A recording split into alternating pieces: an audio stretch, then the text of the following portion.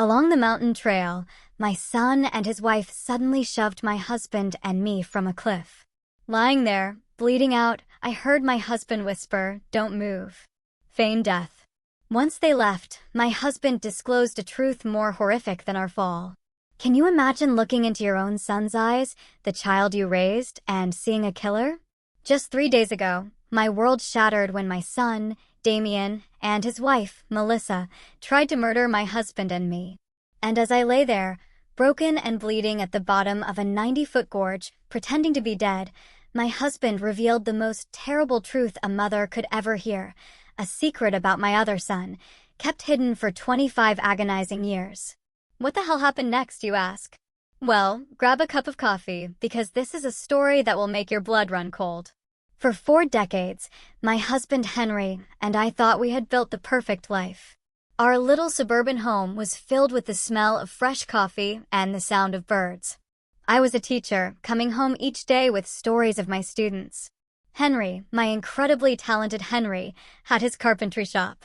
His hands, rough but so delicate, could turn a simple piece of wood into pure art. We had 2 boys, Richard, our firstborn, a ray of sunshine, always laughing, always helping his dad, always protecting me from worries. And then there was Damien, 5 years younger, a bit more reserved, but I loved him with the same fierce intensity. As a mother, you don't play favorites, right? Or so I always believed. Sundays were sacred.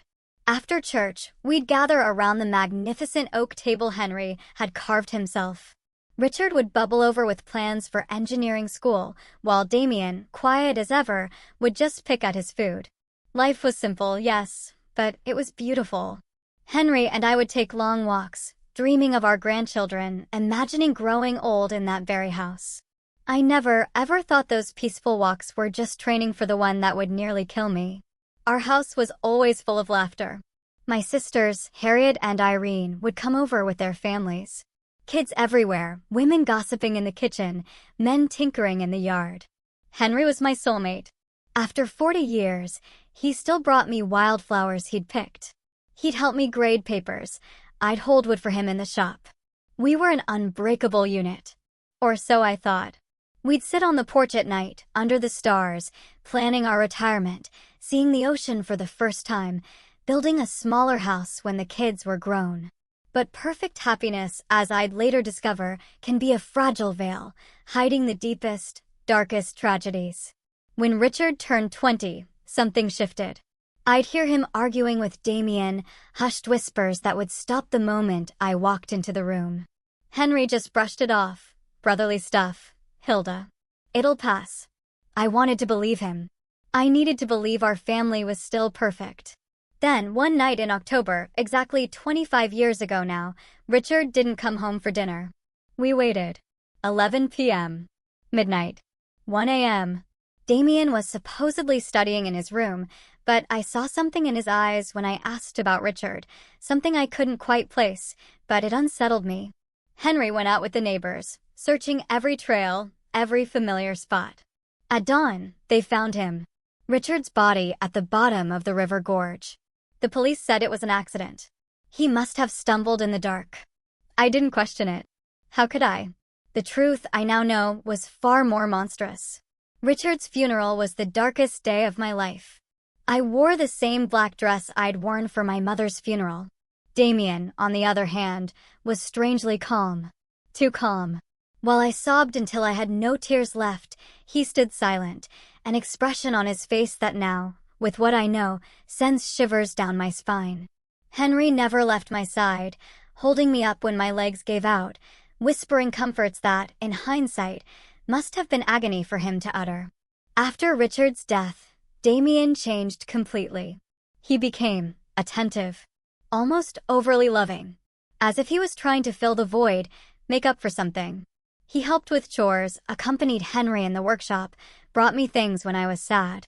I thought it was grief. His way of coping, of stepping up for the family. How incredibly naive I was.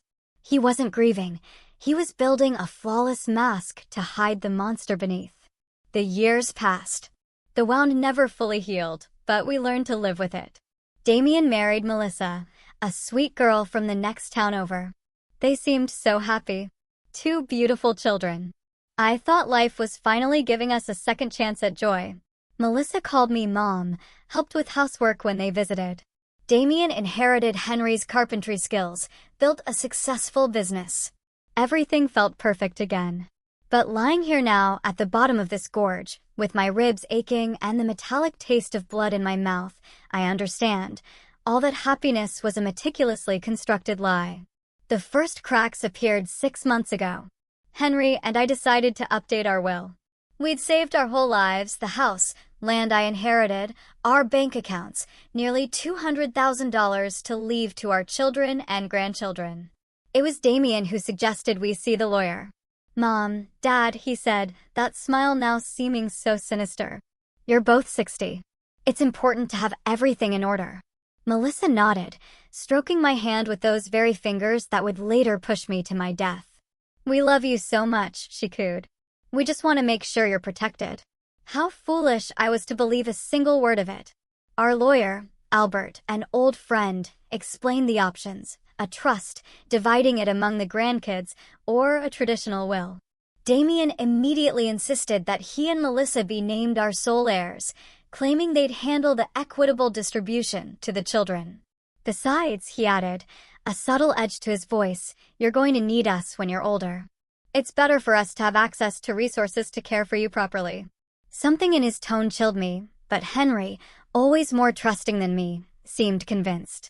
He accepted their proposal without much resistance. I had my doubts, remembering how Richard always talked about taking care of us. My oldest son had plans, dreams. But Richard was gone, and Damien was our only surviving child. We signed the papers on a Tuesday afternoon. Melissa, in a pretty green dress, gave me a big hug. Now we're officially a united family forever, she whispered. Even then, her words gave me a strange chill. Damien shook Henry's hand, a smile that didn't quite reach his eyes. That night, as I cooked dinner, I couldn't shake the feeling that I'd made a terrible mistake. The weeks that followed were unsettling. Damien and Melissa started visiting more often, but their presence felt different. They weren't just dropping by for family time. They always had suggestions: improve the house, new investments, life insurance. Mom, Melissa said, her eyes calculating as they swept our living room, you should really think about selling this big house. Move somewhere smaller. We could help you find a comfortable apartment. But I loved our house. Every corner held a memory, every room a story of 40 years. The kitchen where I'd cooked thousands of meals, Henry's workshop, the yard where our children and grandchildren played. I couldn't imagine life anywhere else. When I told them, I saw a flicker of irritation in Damien's eyes that sent a genuine shiver down my spine. Mom, you're being irrational, he snapped, a tone he'd never used with me. This house is too big for two people your age. What if you fall? We wouldn't be able to help in time. Melissa nodded vigorously. Besides, the upkeep costs a fortune. It's smarter to sell now while the market's high. Henry, ever the practical one, started to listen. He began talking about the logic of their suggestions. But my gut screamed. Something was deeply, terribly wrong. One night, after another of these tense conversations, I asked Henry if he didn't find Damien's sudden interest in our finances strange. Hilda, he replied, brushing his teeth, he just cares about us. Maybe we should consider his suggestions. We're not as young as we used to be. But I saw it in his eyes, a shadow of doubt he didn't want to admit. Now I know. Henry already had his suspicions. He was already connecting dots I didn't even know existed. Things escalated when Damien suggested power of attorney over our finances. Just for precaution, he explained, as Melissa made herself at home in our kitchen, preparing tea as if she already owned the place. If one of you gets sick, we can manage your affairs without legal complications. He said it so naturally, so logically, it almost convinced me. But his insistence, his sheer determination, made me nervous. I couldn't sleep that night. I just lay there, staring at the ceiling, listening to Henry's breathing, trying to understand my unease. The next day, I called my sister Harriet. Harriet was always sharper, more suspicious. When I told her about Damien's pressure, she was silent for a long moment. Hilda, she finally said, her voice tight, Doesn't it seem strange that Damien is so anxious to control your money? I mean, he has his own business. He's doing well. Why would he need so much control? Her words hit me like a slap. She was right.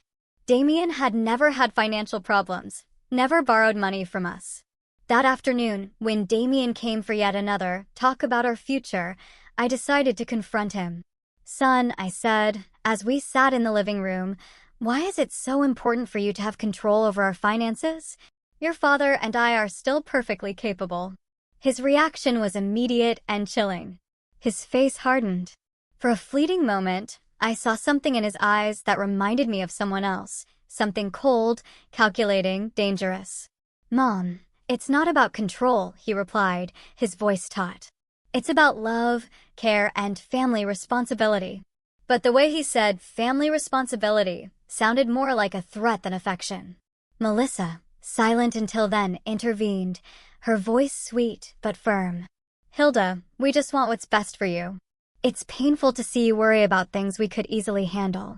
That night, after they left, Henry and I had our first serious argument in years. He thought I was paranoid, seeing problems where there were none. I insisted something was wrong, that Damien's behavior was too different. "Henry," I said, as we washed dishes, "do you remember what Damien was like before Richard died? He was different, more distant. I don't know how to explain it, but there was something about him that scared me." My husband stopped washing the plate in his hands and looked at me. In his eyes, I saw it. Recognition. "Hilda," he said, his voice barely a whisper, "there are things about Richard's death that I never told you." My heart hammered against my ribs. "What about Richard's death?" I asked, my voice trembling, though a part of me already dreaded the answer. Henry sank into one of the kitchen chairs, the same table where we'd shared countless family meals, where Richard did his homework, where Damien had always been silent. He ran his hands over his face as if trying to erase 25 years of torment. "The night Richard died," he began, his voice broken. "Damien wasn't in his room studying. I saw him leave the house around 8 p.m. I followed him. Something about his attitude worried me. He'd been very strange those days, aggressive, resentful." Henry paused, looking at his hands as if the terrible truth was etched there. "I saw them arguing by the gorge, Hilda. I heard them screaming, horrible things." My world began to spin. "What were they arguing about?" I whispered, even as my mind screamed, "No, don't say it." Henry looked up, and I saw tears in his eyes. Tears he hadn't even shed at our oldest son's funeral. "About the inheritance, Hilda. Damien was furious because Richard was the oldest, and according to tradition, he would inherit most of our assets. But there was something more, something about money Richard had found." "What money?" I asked, the ground vanishing beneath my feet. Henry sighed deeply. 3 days before he died, Richard came to me in the workshop. He discovered Damien had been stealing money from the family savings account. Small amounts at first, then larger sums. Richard had proof. He'd been investigating for months. My mind refused to process it. My youngest son, the one who'd been so attentive after Richard's death, the one who helped and cared for us, had been stealing from us since before his brother died. "Why didn't you ever tell me?" I accused Henry, the betrayal twisting inside me. "Because when I got to the gorge that night, it was already too late," he choked out. I saw Damien standing next to Richard's body. Our youngest son was trembling, crying, repeating over and over, "It was an accident. It was an accident." He looked at me with those desperate eyes and begged me to help him. "Dad," he said, "Richard tripped when he was trying to hit me. I just defended myself, and he lost his balance." Tears streamed down my face. "But you believed him," I murmured, even though I knew the answer. Henry nodded slowly, the guilt of decades etched on his face. "He was my son, Hilda. My youngest son. Asking for my help.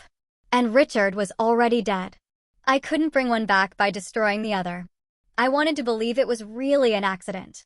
That Damien had learned his lesson, that he would become a better man." "And the stolen money?" I pressed, needing every agonizing detail. "Damien promised he would pay it back little by little, that he'd taken the money for a business that went wrong. He swore he'd never do it again. And I believed him, Hilda, God forgive me. But I believed him because I needed to believe my son wasn't a killer. I got up from the table, stumbling, holding onto the wall. Everything I had believed about my family, about my surviving son, about the last 25 years of my life, was a lie. Did he pay the money back? I asked, already knowing the answer from Henry's pained expression. Never, he replied. In fact, he kept stealing small amounts. I pretended not to notice, because confronting him would mean admitting I'd covered up a murder. I became his accomplice, Hilda. Every time I stayed silent, every time I pretended not to see the bank accounts dwindle, I became more of his accomplice. The horrifying reality began to solidify in my mind. That's why he's so interested in controlling our finances now, I murmured. It's not because he cares about us. It's because he wants to finish what he started 25 years ago. Henry nodded gravely. And there's something else, Hilda. Something I just discovered a few weeks ago. What else could there be? I asked, feeling my heart couldn't take any more revelations. Henry went to his desk, pulling out papers hidden under others. I've been discreetly investigating Damien's finances. His carpentry business isn't doing as well as he wants us to believe. In fact, he's on the verge of bankruptcy. He owes over $100,000 to banks and suppliers. The papers trembled in my hands as I read the numbers. Damien wasn't the successful man he pretended to be. He was a desperate failure, living a life built on lies and stolen money for decades. Does Melissa know all this? I asked, remembering her sweet smile and loving hugs. I'm sure she does, Henry replied. I've noticed how she steers conversations about our money, asking specific questions about our savings, the house value, our life insurance. They aren't innocent questions, Hilda. They're questions from someone calculating exactly how much our death is worth. That sentence chilled me to the bone. Our death, I repeated in a whisper. It was the first time I'd considered Damien might want to physically harm us. Until then, I thought he just wanted to rob or cheat us. But if he'd killed his own brother for money, what would stop him from killing his parents for the same reason? Henry, I said, grabbing his hands. We have to go to the police. We have to tell them the truth about Richard and about what's happening now. But my husband shook his head, a look of hopelessness that broke my heart. With what evidence, Hilda? I'm an accomplice to covering up a murder. If I talk now, I'll go to jail too. And besides, who's going to believe an old man of 65 who's been keeping the secret for 25 years? He was right. So, do we just wait for him to kill us like he killed Richard? We're going to be very careful, Henry said, trying to sound more confident than he felt. We're going to find a way to protect ourselves, to gather evidence. But his words were interrupted by the phone ringing. It was Damien. Hi, Mom, he said, that sweet voice now sounding utterly sinister. Melissa and I were thinking it would be beautiful to celebrate your 40th wedding anniversary with something special. How about we take you to those mountains you've always talked about next weekend? A family hike, pictures, a perfect day. My blood turned to ice. I looked at Henry. He'd heard the conversation. The same terror was etched on his face. That's a very sweet idea, son, I managed, my voice trembling. But let us think about it, and we'll get back to you tomorrow. After hanging up, Henry and I looked at each other in silence, knowing we'd just received an invitation to our own execution. The mountains, I murmured. He's going to take us to the mountains to kill us and make it look like an accident. Henry nodded gravely, just like he did with Richard at the gorge. That night, we didn't sleep a wink, holding each other, planning how we could save ourselves from our own son.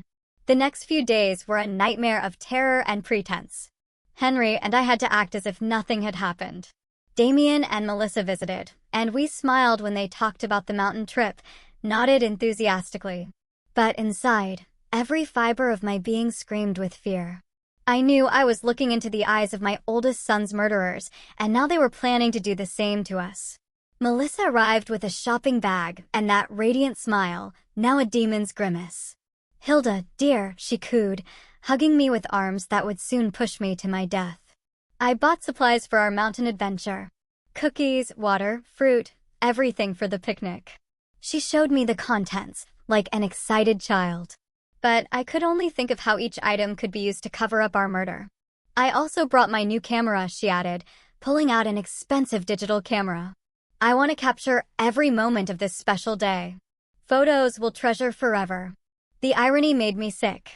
The only photo she'd take would be of our broken bodies, if anyone ever found us. Damien appeared behind her, carrying a new-looking hiking backpack. "Dad," he said to Henry with feigned enthusiasm. "I bought all the necessary equipment for a safe hike. Ropes, harnesses, lanterns, a first aid kit." Every word sounded like cruel mockery. Safety equipment to plan our murders? The perversity of it made me dizzy. "Isn't it a bit dangerous for people our age?" I asked, trying to sound casual, looking for any excuse to cancel. Melissa stroked my cheek with that false tenderness. "That's why we chose a very easy and safe trail," she assured me. "A hike even kids can do. Plus, Damien and I will be there to take care of you the whole time." Yes, they would be there to take care of us, until the exact moment they decided to push us off a cliff. That night, after they finally left, Henry and I sat in our living room, trembling not just from the cold, but from the absolute terror we'd held back for hours. "We can't go," I said, grabbing his hands. "We just can't." "If we don't go," Henry replied, his voice grave, "they'll find another way to kill us. Maybe something that looks even more accidental, like a house fire or a robbery gone wrong. At least in the mountains, we know what they're going to try to do." His words had a terrible logic, but they offered no comfort. "So, what do you suggest?" I asked, desperate. Henry was thoughtful. "We're going to go," he said. "But we're going to be prepared. I'm going to hide my cell phone and set it to record everything. If we survive, we'll have evidence. And if we don't—" His voice broke. "At least someone will know the truth." On Friday night, we could barely touch our dinner. We knew it might be our last meal together in our home, in that kitchen where we'd shared so many happy moments when we were a real family. Henry reviewed his will again, making sure that if something happened, Damien wouldn't get everything without some record of our suspicions. "I wrote a letter," he confessed, pulling a sealed envelope from his desk. "It's addressed to your sister Harriet.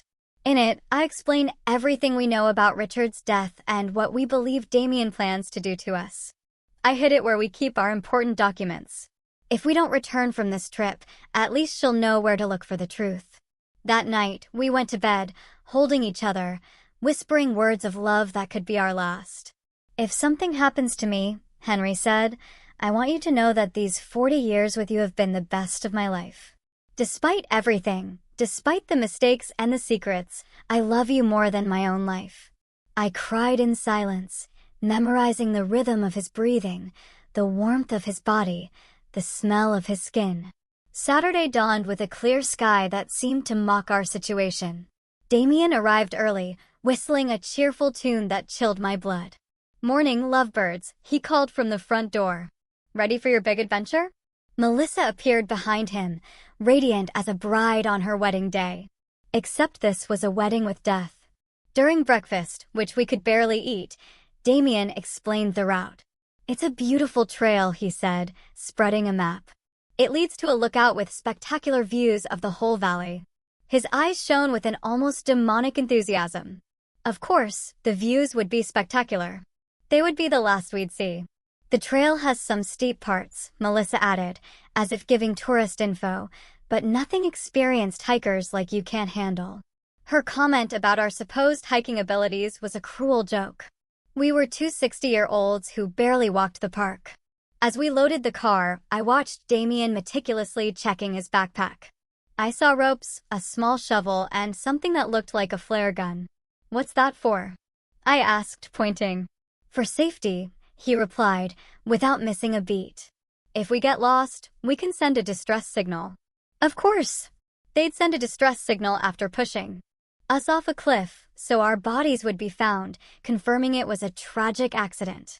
Everything was calculated. Every detail planned to make our murders look perfectly natural. The tower car ride felt like an eternity.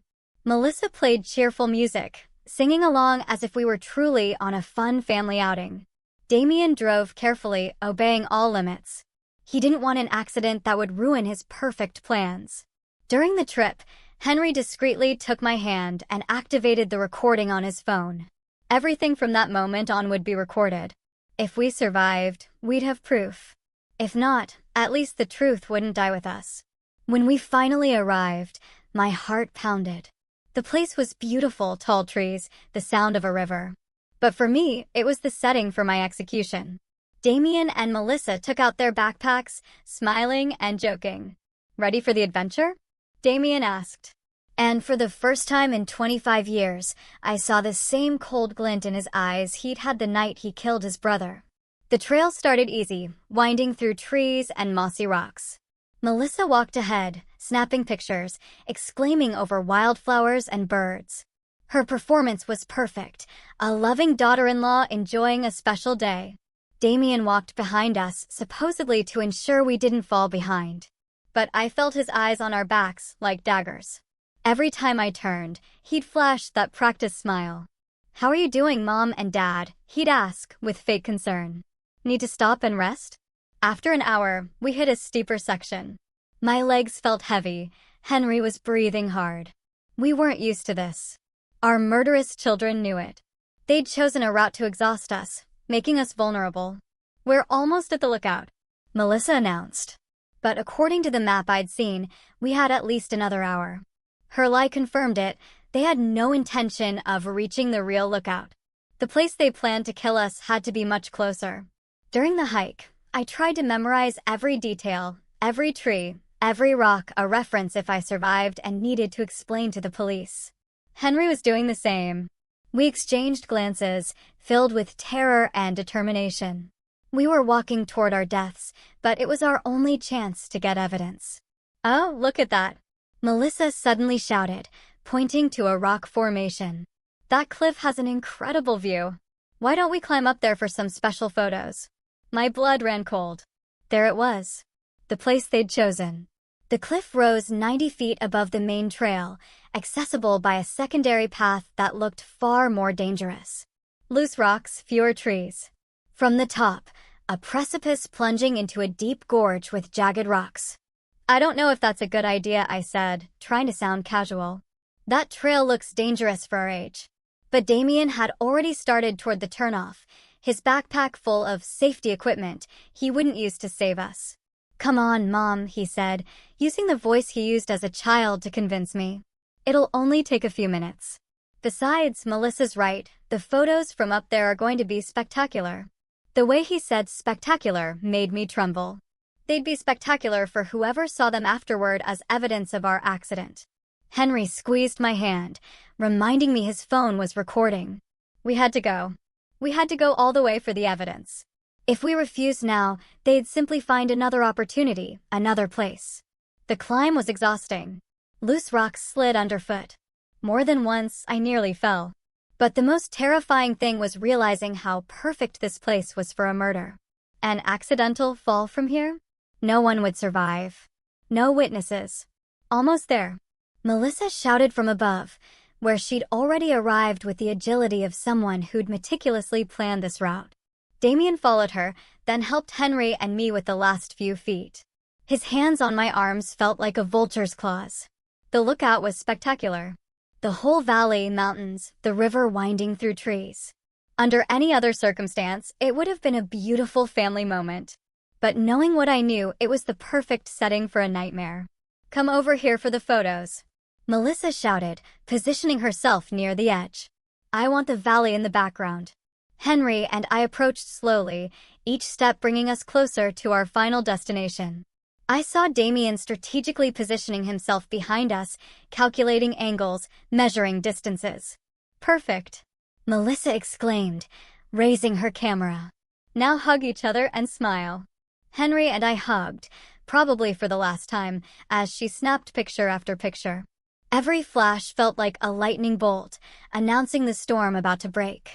"Take one more," Damien suggested, moving closer. "But this time, stand back a little so the landscape looks better." One step back meant being exactly on the edge of the precipice. Henry and I exchanged a look. The time had come. We moved back as told, feeling the solid ground disappear, only the abyss remaining behind us. Melissa raised the camera again, but this time, her eyes were different. No pretense. The mask had fallen. "Smile," she said, her voice no longer sweet. This is going to be your last photo." At that moment, Damien lunged, arms outstretched. The plan was simple. Push us backward, we fall. He takes photos of the accident, then goes down to discover our broken bodies. But Henry had been preparing. In the last split second, he grabbed Damien's wrist, pulling him forward. "If we're going to die, you're coming with us," he roared, a fury I'd never seen. For a moment, all four of us teetered on the edge, locked in a macabre dance between life and death. Melissa screamed, trying to help Damien, but the combined weight was too much. I felt the ground give way, felt gravity winning. And then, we all fell together, screaming as the air whistled around us, the rocky ground rushing up. In those seconds that stretched into eternity, I thought of Richard. How he must have felt when Damien pushed him into the gorge 25 years ago. The impact was brutal. I heard the horrible sound of bones cracking, my body shattering against the rocks. The pain was indescribable, but even worse was the taste of blood in my mouth and the certainty that this time Damien had won. This time, there would be no witnesses. But then, I heard Henry's voice. Weak, but clear. "Hilda, don't move. Play dead." And I realized something incredible. I was still alive. The pain was so intense, I thought I'd lose my mind. Every fiber of my body screamed. Blood ran down my face. Something wet and sticky soaked my clothes. But Henry's voice echoed like a divine command. "Play dead." With a willpower I didn't know I possessed, I remained utterly still, controlling my breathing until it was imperceptible. A few feet away, I heard moans of pain from Damien and Melissa. They had also survived, but from their groans, they seemed worse off than us. "Melissa?" I heard my son's broken voice. "Are you okay?" His concern for his wife made my stomach churn. This man, who'd murdered his own brother and tried to kill us, was still capable of feeling love for someone. "I think I broke my leg," Melissa moaned. "It hurts so much, Damien." "And what about the old people?" The disrespectful way she referred to us confirmed it. We were never family to her. Just obstacles to our money. I heard movement, Damien crawling toward us. My heart beat so fast I feared he'd hear it. "They're dead," he announced, after what felt like hours. "Both of them. Their eyes are open, but they're not breathing." His life filled me with strange hope. If he believed we were dead, maybe we had a chance. "Perfect," Melissa whispered, satisfaction chilling my blood. "It worked just like we planned." "Well, except the part where we fell, too." I heard her bitter laugh. "At least we won't have to pretend we love them anymore." For the next few minutes, which felt like an eternity, Damien and Melissa discussed their situation. Both were injured, but could move. The plan: crawl until they found a place to call for help, then tell the story of how they miraculously survived a tragic accident that killed their poor grandparents. "Remember the story?" Damien said to Melissa. "We were taking pictures when a rock came loose under Dad's feet. He tripped, and trying to grab on, he pulled Mom with him. We tried to help, but we fell too. It's important our stories match." "I know," Melissa replied. "We've practiced this 100 times. We are the traumatized survivors of a family tragedy. Poor us. We lost our dear in-laws in a horrible accident." Her performance was so convincing. If I hadn't lived the truth, I would have believed every word. Gradually, their voices faded as they crawled toward what they hoped would be their salvation. When silence finally fell, Henry whispered my name. "Hilda, are you okay?" I answered in the same whisper, confirming I was alive, but terribly injured. "My left leg is broken," he told me, his voice choked with pain, "and I think I have a few fractured ribs." "What about you?" I did a mental inventory. A stabbing pain in my right arm, my head throbbing, something definitely wrong with my shoulder. But I was alive. And that was more than I'd hoped for. "We're bad, but we're alive," I whispered. "It works, but there's no signal down here."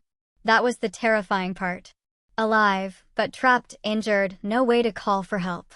If no one came, we'd die here. "Henry," I whispered, "before it's too late, I need you to tell me everything.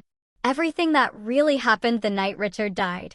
My husband sighed deeply, as if he'd been waiting 25 years for this moment. "That night," he began, his voice trembling. Richard came to find me in the workshop. He was furious. He had papers in his hands, bank statements. He showed me evidence that Damien had been stealing money from our accounts for months, small amounts at first, then larger sums. Richard had been investigating because he'd noticed discrepancies in our savings. The physical pain mingled with the emotional as I listened to the truth.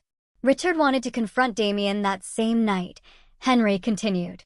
I tried to calm him down, to convince him to wait until the next day, but he was determined. He said he couldn't sleep knowing his younger brother was stealing from us. And you followed him? I asked, already knowing. I followed him because I was afraid of what might happen. I knew Richard's temper when he got angry. And I had noticed something strange about Damien lately, a coldness that sent shivers down my spine. When I got to the gorge, Henry continued, I found them screaming at each other. Richard had the papers, waving them in Damien's face. You're a thief, he was yelling. You're stealing from our own parents. Damien denied everything. Said Richard was crazy, making things up. My heart raced as I imagined the scene, my two sons, facing off in the dark. What happened next? I prompted. Henry paused. Richard told him that if he didn't return the money and confess everything to us, he would tell us the truth himself. Damien went berserk. He yelled that Richard had always been the favorite, that he always had everything easy, that it was time for things to change. And then, Henry's voice broke. Damien pushed Richard. It wasn't an accident. He pushed him with all his strength, deliberately. I saw Richard trying to keep his balance. Saw his arms flailing desperately, looking for something to grab onto. But it was too late.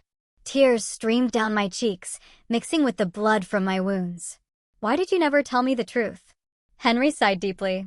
Because when I got to where Damien was, he was crying, trembling, telling me over and over that it had been an accident, that he hadn't meant to do it. He begged me not to tell you anything, that he couldn't lose you too. But you knew it was a lie, I murmured. Yes, but he was my son, Hilda. My only surviving son. How could I turn him over to the police? How could I destroy what was left of our family? His justification hurt as much as my physical injuries. And the stolen money? I continued. Damien promised me he would return it little by little. He swore it had been a bad decision, that he had been desperate, that it would never happen again. But he never returned a single penny. In fact, he kept stealing. And I kept quiet, because every day that passed made me more of an accomplice to his crime. Just then, we heard voices in the distance. Damien and Melissa had found help. Rescue teams would be here soon. And our murderous children would play the role of their lives, the traumatized survivors of a family tragedy. The voices grew closer, accompanied by the sound of helicopters. The rescue team had arrived. And with them, the most crucial moment of our lives. Henry and I had to make a decision in minutes. Continue to pretend to be dead until we found the perfect opportunity to reveal the truth? Or risk being rescued alongside our murderers? Hilda, Henry whispered urgently. The phone recorded everything that happened up there. We have Melissa's confession about the plan. We have Damien admitting we are obstacles. We have everything. But if they find us alive now, they can destroy the evidence before we hand it over. He was right. If Damien and Melissa realized we'd survived and overheard their confessions, they'd silence us forever. This time, it wouldn't be an accident. It would be something much more direct. We had to wait for the perfect moment. They're down here.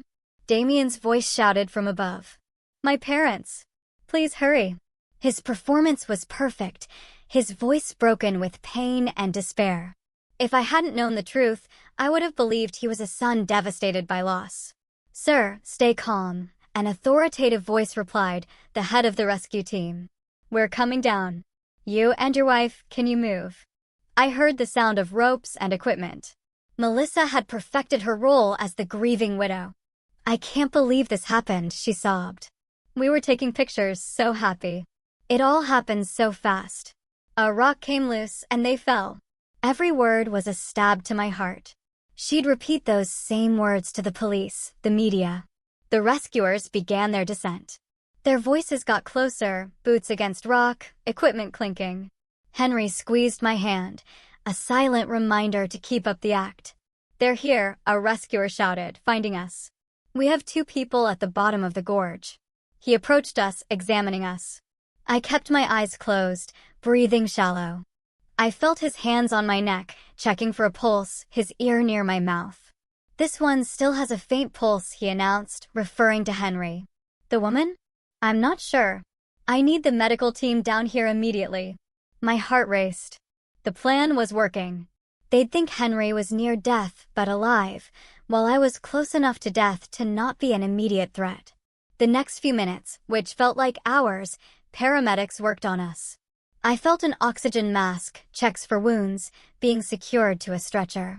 The whole time, I fought every instinct screaming to open my eyes, to ask for help, to stop pretending. The man is stable but critical, I heard a paramedic report. The woman is in very serious condition. Pulse almost imperceptible.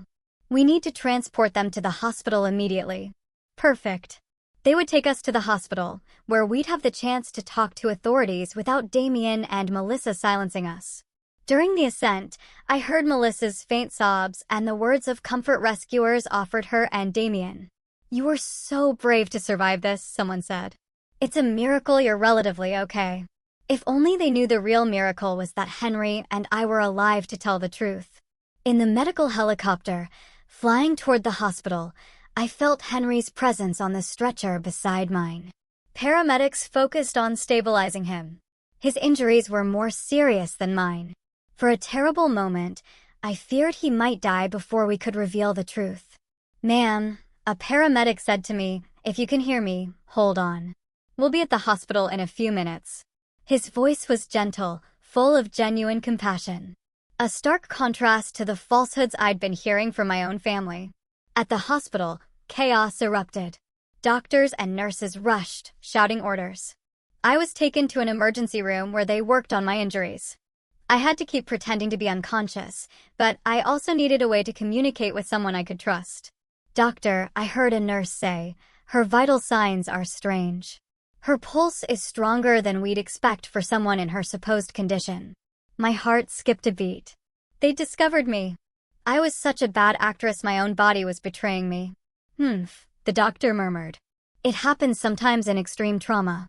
The body has mysterious ways of clinging to life. Let's keep a close eye. The next few hours will be crucial. Melissa made a sound, supposedly a sob of pain, but to me, it sounded like a sigh of relief. Can we see them? Damien asked. Just for a few minutes. We need to say goodbye, just in case.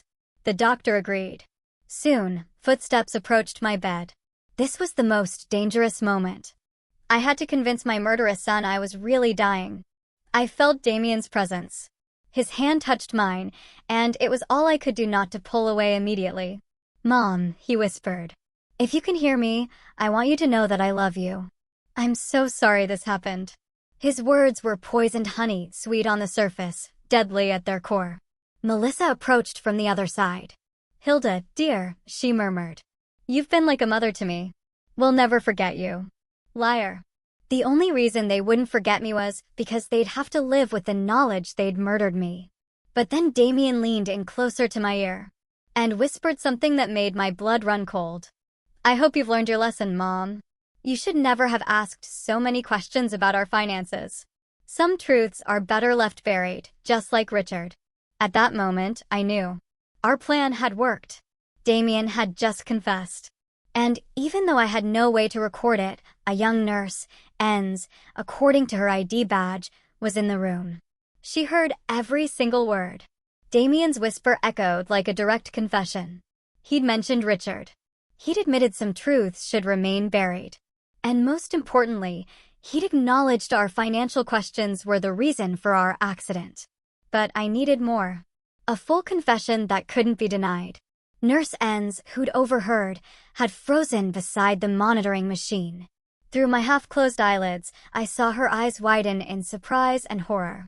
She'd heard something she shouldn't have, and her expression told me she understood the implications. What did you say about Richard?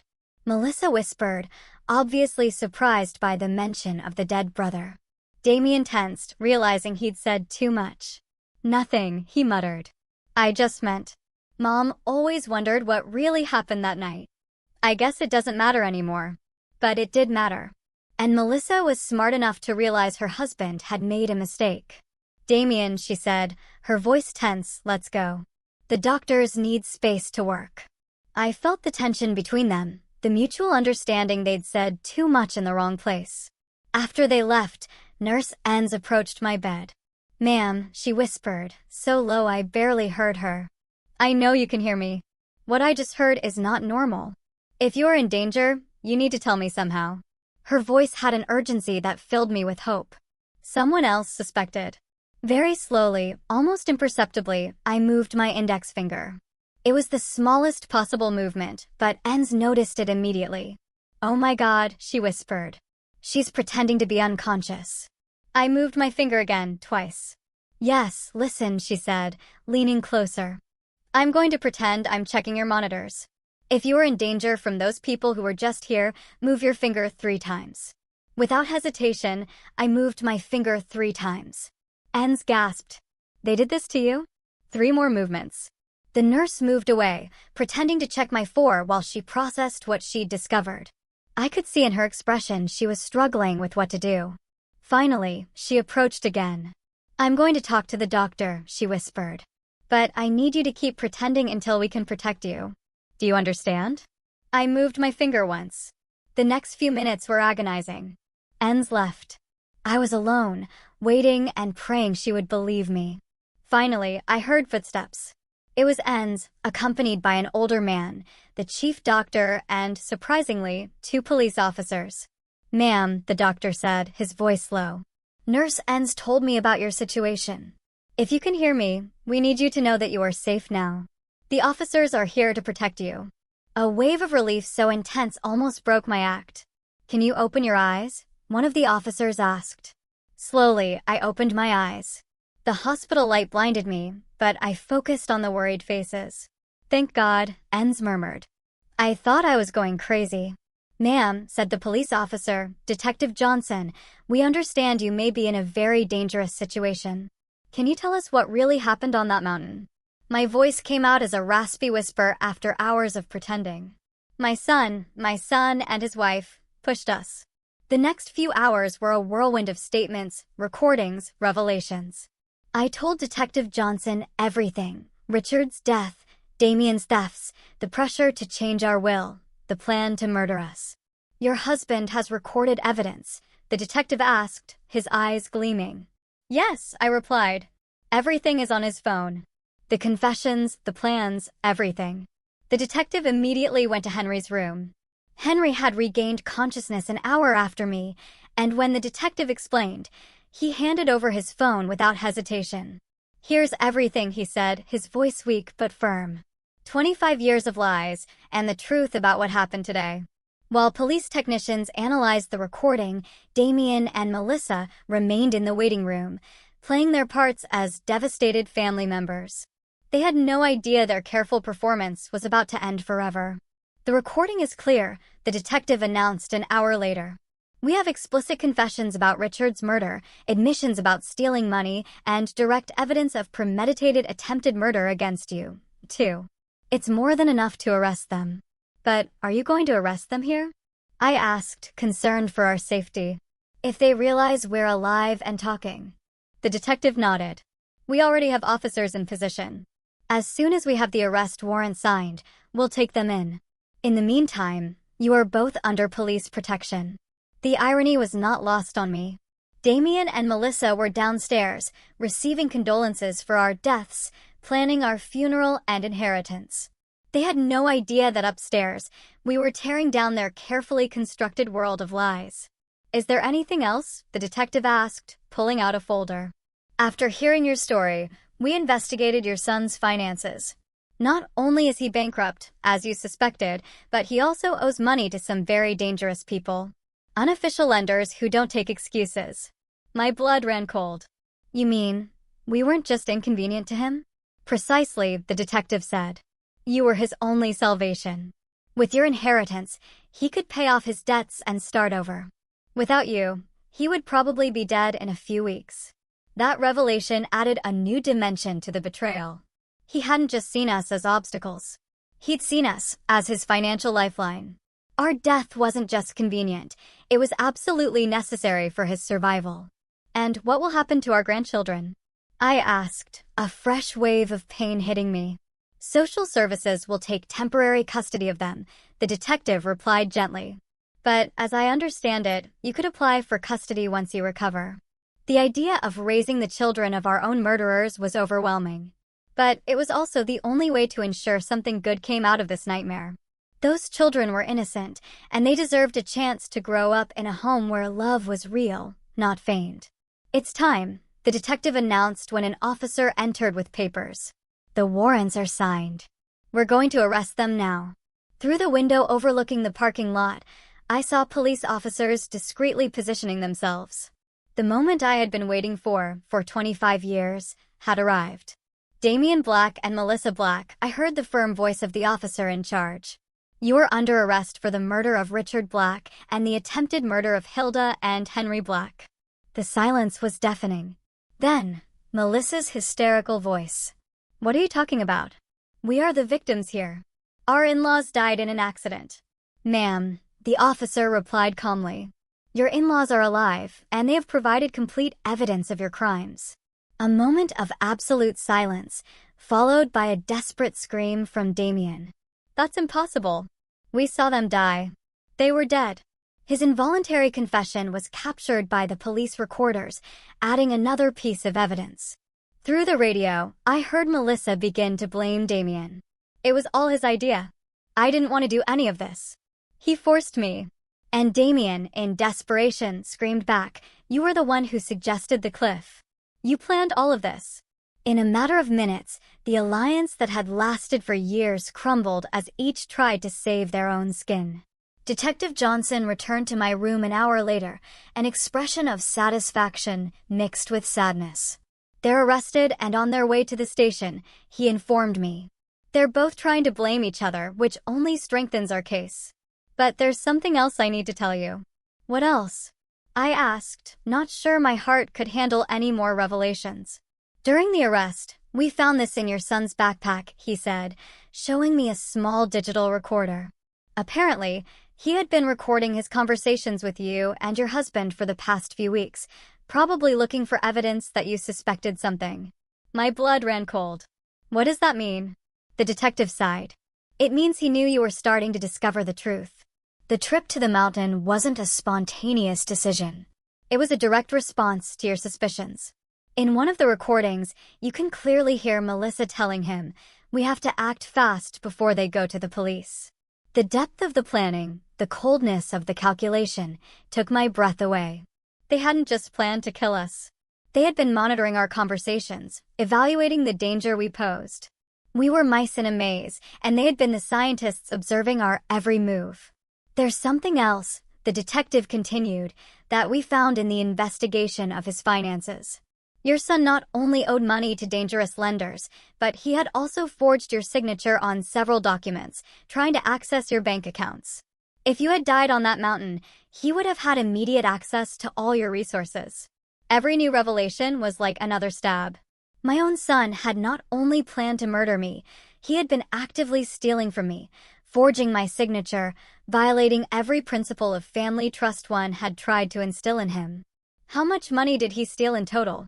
I asked, though I wasn't sure I wanted to know. About $50,000 over the last 5 years, the detective replied. Small amounts he thought you wouldn't notice, but which, when added up, amount to a significant sum. The money Henry and I had saved over decades, penny by penny, had been financing our son's life of luxury while he planned our murder. The following days in the hospital were a whirlwind of police interviews, lawyer visits, and calls from news media that had picked up the story. The local press titled it the most horrible family betrayal of the decade. Reporters from everywhere wanted our version of events. My sister Harriet arrived, crying and hugging me. Hilda, she said over and over. I always knew there was something strange about Damian after Richard's death, but I never imagined he was capable of this. Her words comforted me. They confirmed my maternal instincts hadn't been completely blind. And the kids? I asked, about my grandchildren, now in temporary custody. I saw them yesterday, Harriet replied sadly. They're confused, asking why their parents can't come home. They're too young to understand what really happened. Our lawyer, Albert, came to see us with news about the legal process. The case is solid, he assured us. With the recordings, the confessions during the arrest, and all the financial evidence, it's almost impossible for them to escape significant convictions. But then he added something that chilled me. However, they are trying to negotiate a lesser guilty plea by claiming it was a crime of passion, not premeditated. A crime of passion? I exclaimed indignantly. They planned this for weeks, bought special equipment, chose the perfect place. Albert nodded gravely. I know. And we have evidence of premeditation. But their lawyers are going to argue it was a desperate decision made under extreme financial pressure. The idea that they could receive reduced sentences filled me with fury. They had murdered Richard. They had tried to murder us. They had stolen our money for years. And now they wanted to present themselves as victims? What can we do to ensure they get what they deserve? I asked. Testify, Albert replied simply. Your testimony, combined with all the evidence, will be crucial for the jury to understand the true nature of these crimes. But I warn you, it's going to be emotionally devastating to face your son in court. He was right. The idea of looking Damien in the eyes, of listening to his lawyers try to justify the unjustifiable, of publicly reliving every moment of this nightmare, was overwhelming. But it was what I had to do. For Richard. For us. And for my grandchildren, who deserve to know the truth about their parents. 3 weeks after the arrest, Henry and I were finally able to go home. Our wounds had healed enough to allow us to move, though he still needed crutches, and I had my arm in a sling. The house felt strange, like the set of a play after all the actors had left. Everything was exactly as we had left it on the day of our family outing. The breakfast dishes were still in the sink. The bed was unmade. The flowers Damien had brought me that week were still on the kitchen table, now withered and dead. It was as if time had stopped the moment our normal lives ended forever. Do you think we'll ever be happy again? I asked Henry that first night back as we lay in our familiar bed. He hugged me with his uninjured arm and sighed deeply. I don't know, Hilda, he said. But we're alive. We have the truth on our side.